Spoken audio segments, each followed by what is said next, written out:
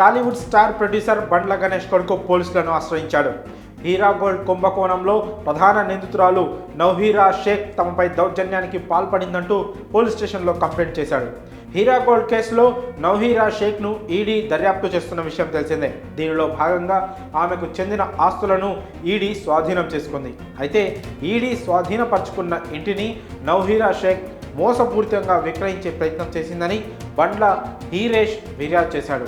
అంతేకాదు ఆ ఇంటి కొనుగోలుకు సంబంధించి ఇప్పటికే 3 కోట్లు తీసుకొని ఇప్పుడు ఖాళీ చేయాలంటూ రౌడీలతో బెదిరింపులకు పాల్పడుతుందంటూ బండ్ల హీరేష్ పోలీసులను ఆశ్రయించాడు. దీంతో ఫిలింనగర్ పోలీసులు కేసు నమోదు చేశారు.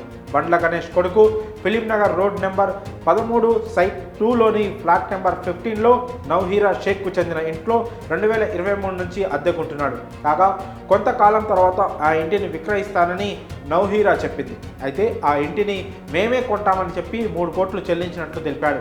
ఈ క్రమంలో మొత్తం డబ్బు ముట్టజెప్పే సమయంలో ఆ ఇల్లు ఈడీ కేసులో ఉన్నట్లు తేలింది. దీనిపై నౌహీరాను వివరణ అడగ్గా ఆమె మాట దాటవేస్తూ తప్పించుకుందని ఆరోపించాడు.